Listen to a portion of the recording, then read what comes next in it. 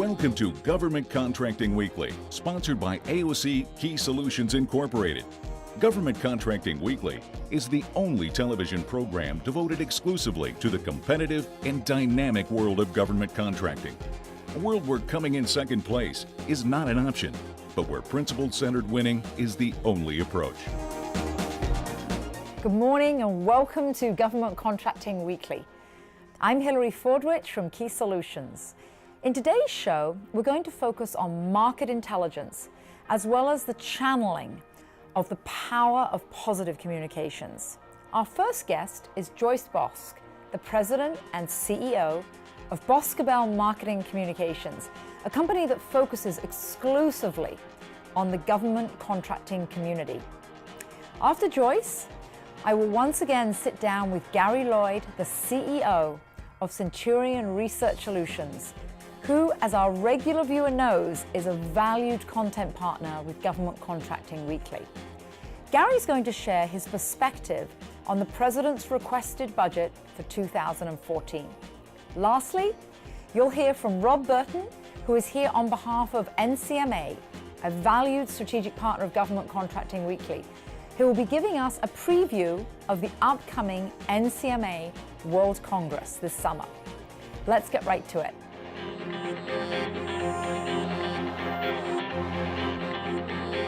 Good morning and welcome to our segment where we have a government expert.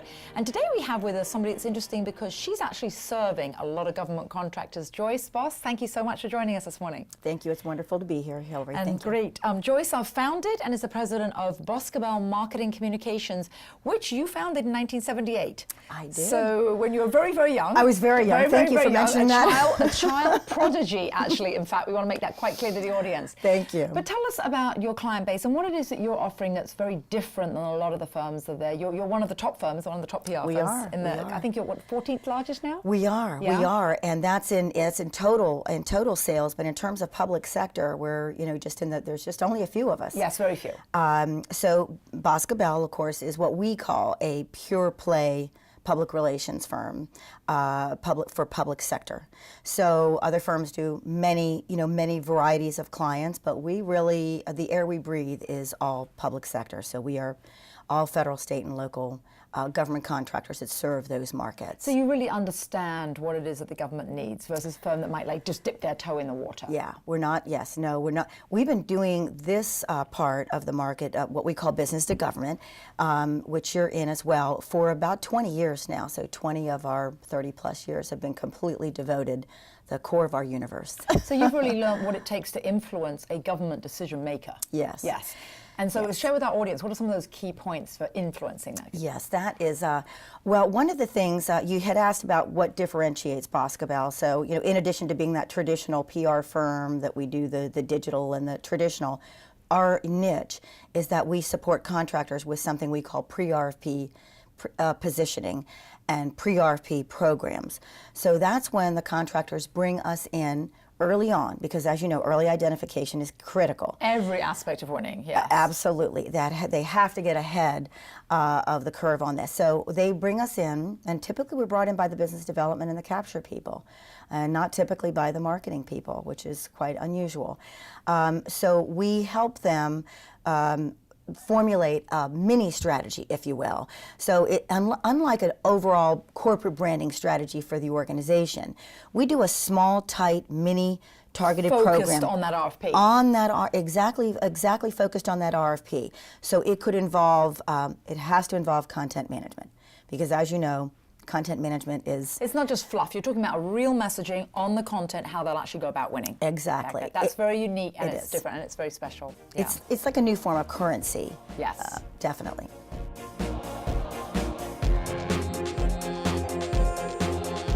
While there are a plethora of general marketing communications firms, Boscobel is one of the top largest firms in this region and uniquely one of just a select few, really very few firms that are focused totally on that federal market space. So Joyce, great having you with us. Thank you so much. And what I really liked was what you were saying about with a specific RFP. You're working with the BD people, you're working with the capture people. Drill down a little bit more for us in terms of the content. What are the sort of things you do for differentiators for those clients? Right, okay. So the program itself that we established actually in 2002, so it's been 10 years, we've been doing this for 10 years. So we have a complete process. So basically we work with the business development and the capture people, but what's also very important is to bring the proposal people in. So whether they're in-house or whether they're external, those folks have to be brought in too as well. We discuss the RFP, we discuss, well, whether they're incumbent or whether they're out to win it, which is a different strategy. And then we pool our resources together and we start to develop this mini plan that attacks the various parts of the criteria of the proposal. While being consistent, of course, with the firm's messaging and positioning, because sometimes you see these teams going off and they're so esoteric and they want to come up with something that's creative and it has to be in line with what the firm does, so it fits with their track record and everything else. It does. Yeah. It has to dovetail perfectly into what the company's brand is. But some of the actual materials to drill down are things like subject matter expert bylined articles that are strategically placed where you know that government decision maker is going to be reading. Or could be an interview such as this. It could be a white paper that is devoted. The important thing is that all of the content that's developed, it could be a conference, etc., all of the content that developed is then repurposed into more immediate things such as social media. It can be part of training programs. So it really has an integrated program. Yes. Yeah, that's very important. So you're not doing it in isolation. You, as the leader, as the firm, you're setting a strategy, coaching them through the strategy, and integrating it as well. Absolutely. Yeah, and that helps them basically win. It does. Yeah. It does. So if you want to win, and if a government contractor watching needs to win, they know where to go. Yeah. Thank you. Yeah. Thank you very much.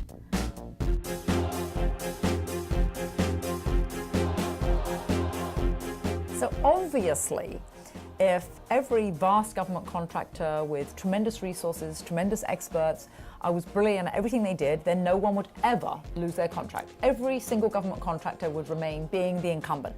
Obviously, that's your goal. Obviously, most contractors want that, but they don't. Joyce, they fail. They fail to win.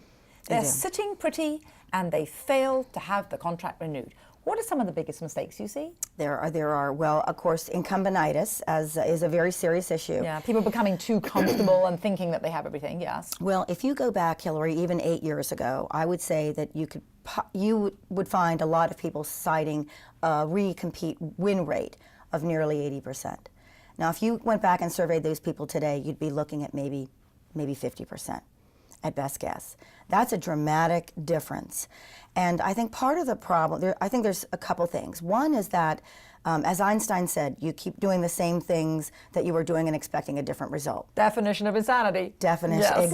exactly. And so I think it's important for those firms just to take a moment and review everything that they're doing. Because the marketplace has changed so dramatically? The marketplace has changed. Yes. The marketplace has changed so much. And I think that they would value tremendously third-party research, of course, which I know that you folks do a wonderful job on at third-party AOQC. Assessments where you have anybody, or Key Solutions, or you need to have someone come in and look and take a third-party look. Absolutely. Don't drink your own bathwater, as we always say. Exactly. Or bathwater, as people say. Exactly, bathwater. But those third-party assessments are absolutely critical, and they become part of our ability to help them create a plan for going forward and capturing, that win. So you're very realistic about your strengths and weaknesses. Absolutely. Yes. I think the other thing, particularly that incumbents are perhaps missing the boat on, is getting involved a little bit earlier.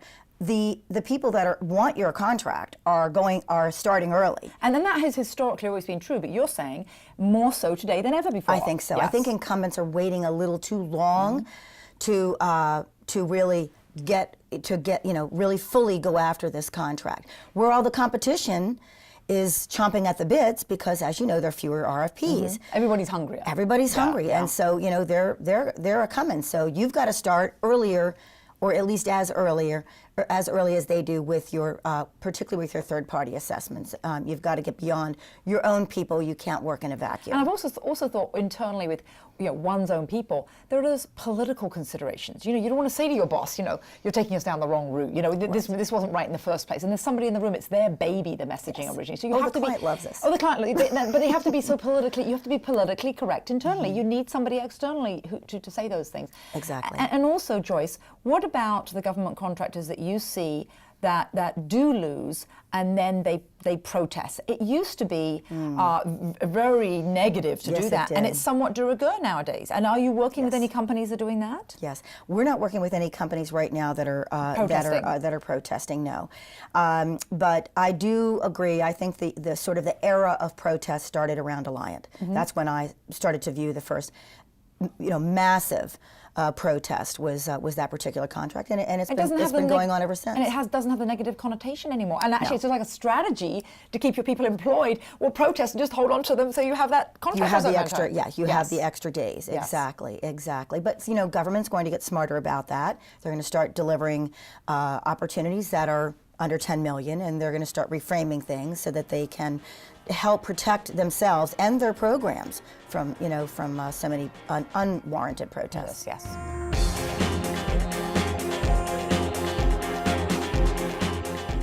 As all of our frequent viewers know, the force behind Government Contracting Weekly is Key Solutions, and Key Solutions provides strategy, capture and proposal support services to any government contractor that really wants to win a contract. So Joyce is with us today, and Joyce has focused on a different aspect of the must-wins for government contractors. And you've talked, Joyce, which I love actually, is about the government contractors should have a four-legged stool and make sure that they are doing everything in each one of those arenas. So maybe just expand upon that for us. Surely. My definition of the four-legged stool is, of course, they have to have a superior business development and capture team. That goes without saying. They have to have a strong and competent internal communications team, whatever the size of that is, because it varies today. They have to have a very an excellent proposal team, whether that is internal or whether it is external, such as an organization like AOC Key Solutions. But the fourth part is that they have to have an organization such as ours, where Boscobel, where we help them pre-position the marketplace for that opportunity. So we support that whole, a year in advance of the opportunity, early on identification, and what do we want to tell the market about the organization and their capabilities, their quals, and their past performance, to get the government comfortable and confident that this team is the right team. Because most of the members of our audience may not be aware, but they say that about 73% of everything you ever read in the media was taken to the media by a PR firm somewhere. So what you're talking about is the average person in the marketplace has no clue about this.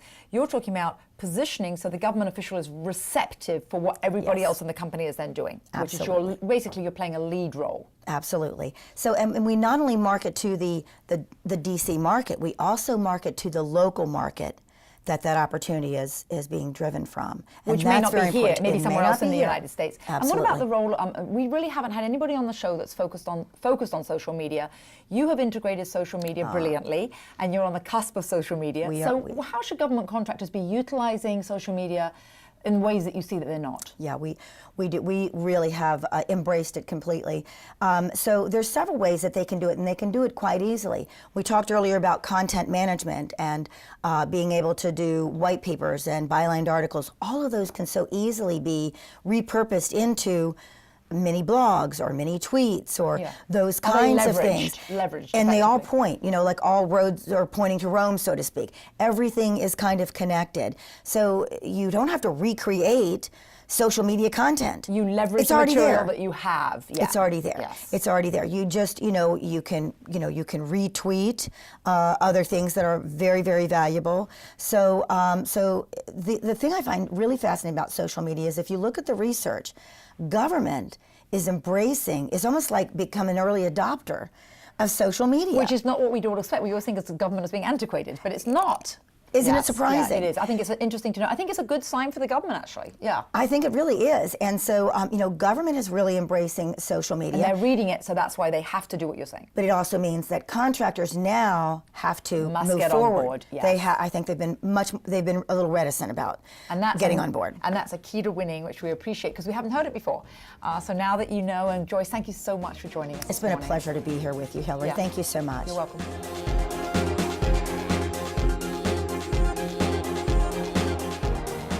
Joyce Bosc has given us some valuable insights into channeling your organization's communications in support of future opportunities.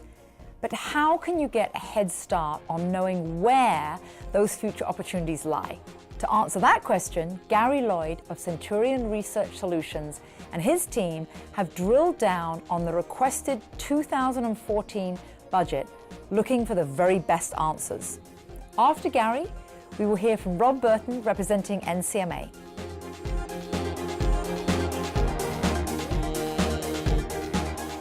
Good morning and welcome to our segment where we have an expert and one of our now regular experts, Gary Loyd, the CEO of Centurion Research Solutions. Pleasure, Gary. Good to be here. Thank you. As always, yeah. And Gary actually and Centurion have undertaken quite extensive analysis of the fiscal 2014 President's request budget. So I'd love for you, Gary, to share with our audience, what are some key takeaways that you've seen from looking at it in your analysis already? Well, we talked a little bit about this last month, actually. Yeah. And, I'd like to first start off with the priorities. So the President's priorities: create jobs for America. That's a top priority. Invest in high-tech manufacturing. 15 new hubs around the country. And what kind of areas of the country are they? Are they spread all over? They'll be spread all over the country, modeled after the one in Ohio. Oh, right, yeah, which has been quite a success. Right, very successful. Cut the deficit. Yeah. So we know that's a big priority. And STEM, science, technology, engineering, mathematics. Get kids on the good path for college or a job. Protect the U.S. infrastructure, another great area for opportunities for government contractors. When you look at the budget, it's $1.24 trillion budget request. Still a nice size for government contractors. One of the largest pools of business in the world. Anywhere, yes. Anywhere. Yeah. But even bigger than most countries. In most countries, exactly. 1.27% decrease over last year's or 2013 continuing resolution. Still, large pool of money. When you look at that, though, Centurion broke down the budget and looked at those pockets of opportunities. One of them in IT. Yeah. So in federal IT, the budget there would be $82 billion. That's over $76 billion for non-classified work. And that's an increase from last year. And that is a 0.08. Very good. That's a 0.08 increase over last year.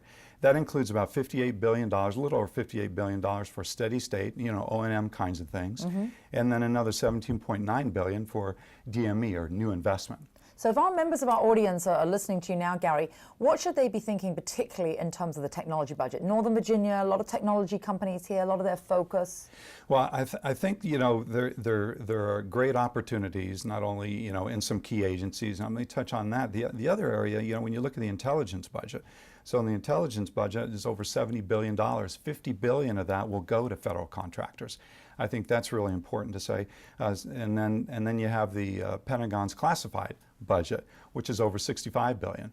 But when you break it down and you look at what are some key agencies, key places of where opportunities exist, whether the budget has gone down or up, that government contractors could pursue. And of course, we all know HHS, hot opportunity, great agency. Their budget is up $6.3 billion. Yes, Health and Human Services always. 8.7% increase. Healthcare industry just in general. And a lot of that, I think, is also the migration to technology. We've talked a lot on the show about big data and migration. Exactly. VA, $2.2 billion, up $2.2 billion. DOD is up $1.2 billion. Which is actually surprising because that wasn't expected. And so that's only a 0.2% increase, but it's still an increase. Yeah, that's better. Yeah. DHS is down $12 billion. Now, that would say Department of Homeland Security. 21% decrease, but there are some opportunities there. PACS, Eagle 2. Eagle 2 was just awarded 15 contractors. GSA is up $1.1 billion. So there are some key opportunities in agencies. Even if the budgets are down, there are still opportunities for government contractors to pursue.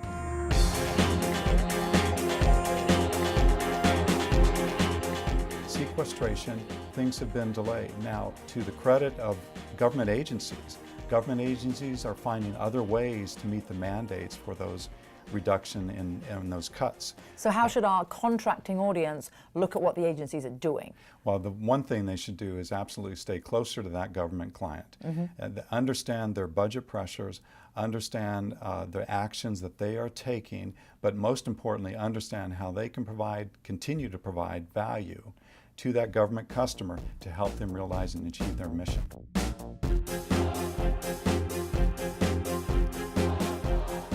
So, as you know, for those frequent viewers that we have, Gary Loyd, the President and CEO of Centurion Research Solutions, has given us a big picture overview of where the at least requested budget for 2014 is going.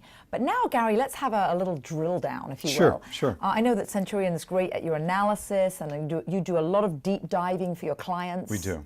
Yes, we do.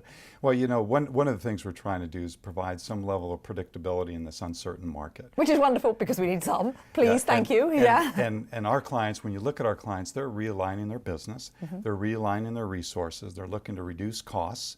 That's key. They're looking to improve and strengthen their capabilities, provide more value to their government customers, get closer to their government customers, and really understand their issues and the budget pressures that they're under.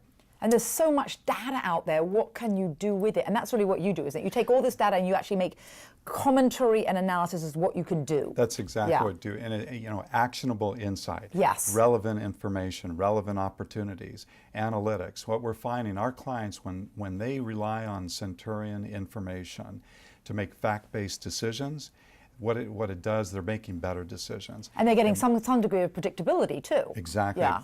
with some level of predictability. And we see across the board with our clients, they're absolutely putting more discipline, instilling more discipline in that decision-making process. Because they can, with your data, yeah. Because they can, and they're making those fact-based decisions. But you know, let me talk a little bit about some of the opportunities we see that are our audience loves that. They love opportunities. Love opportunities, yeah. and we like to provide opportunities. Yeah. So yeah. we know healthcare IT is a hot market. We know VA is a top priority, not only for the country, but for the president, and we just need to do it's the right thing to do for our warfighters. Cybersecurity, very hot market. Right now, the IT budget for cybersecurity is $13.9 billion. Which has grown even since last year again. Grown since last year, and it makes up 16% of the IT budget request this year going into 2014. ISR, very hot. Space, very hot. You know, and then when you look at those different agencies, and we do have some charts that you can find on our website, centurionresearch.com, and I'm sure at some point in time they'll be aired on Government Contracting Weekly. But in HHS, CIOCS, it's a $10 billion opportunity, 10-year IDIQ. You know, one thing I want to mention to the audience, IDIQs and GWACs are key in the future. What I think we'll begin to see is the number of pre-solicitations are going to drop down because of the IDIQs, because of the GWACs. So pursuing But that's those really deals, just because of the procurement models in place, not because of the budget going down. not because of the budget going down. Because of the budget going down, what we're seeing is much more competitive. And rigor, rigor, which is where they need your analysis. Rigor, discipline, but you're competing for fewer dollars, more competitors. Yes. It's very key. Perfect. So Gary, thank you for joining us. Thank you.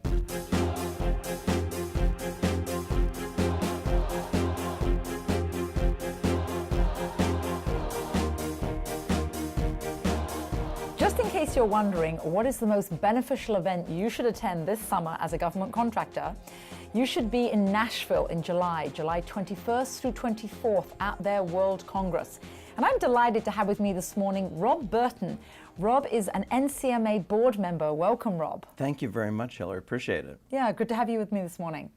I think what's great to hear from Rob about is actually a little bit about the background that you bring, because working with NCMA, you've been on the government side and I think about 7 years OFPP? Well, it was a total of 30-some years in the federal government. Oh, really? But I was Okay, I at the didn't realize Office of that. Federal Procurement for 7 years. Yes. And then I retired, and I'm now with the Venable Law Firm, but I've been very involved in NCMA for over 20 years. So tell our audience who may not be as familiar with NCMA, shame on you, but tell our audience about what you see as the real value for a government contractor of NCMA, and then also, of course, for the procurement community in the government? Well, there are very few opportunities anymore. As you know, Hillary, a lot of government people can't go to conferences anymore. There's a real chilling effect as far as communication between government and industry. And what the World Congress does, it brings about 1,500 acquisition professionals together in one spot with over 140 training seminars. And it gives an opportunity for networking between government and private sector acquisition professionals. So it's quite a great opportunity for people from both the private sector and the government to come together.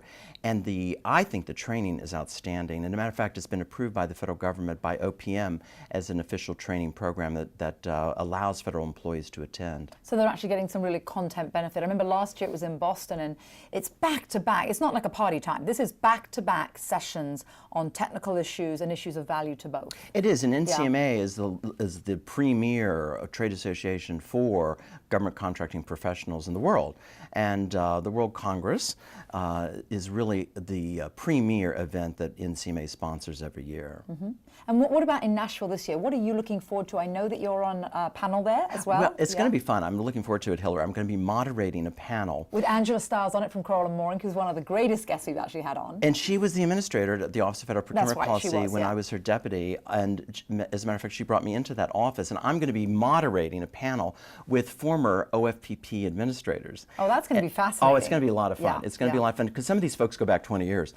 Some of these folks will be going back 20 years. And I'm going to talk to them, Hillary, about the trends in federal procurement. What do they see has changed over the last 20 years? Mm-hmm. What for the better, what for the worse?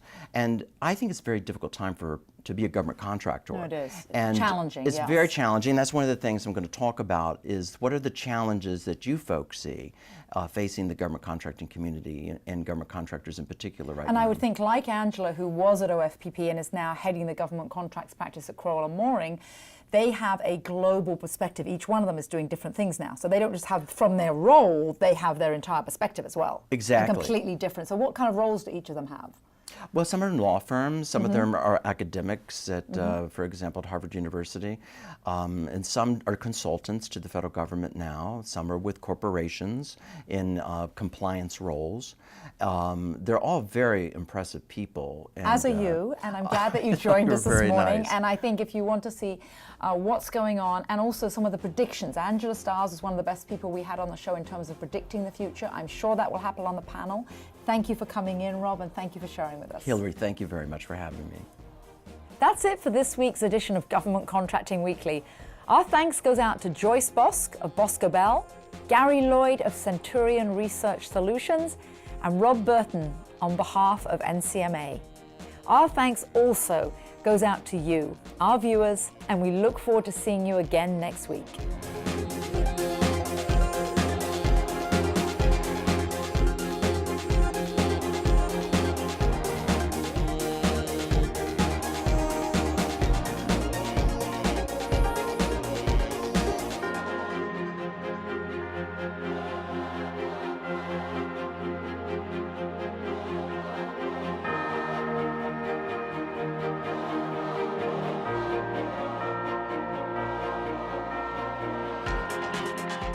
You've been watching Government Contracting Weekly, sponsored each week by AOC Key Solutions Incorporated. Government Contracting Weekly is the only television program devoted exclusively to the competitive and dynamic world of government contracting. For additional information, comments, questions, or suggestions, please write us at governmentcontractingweekly.com.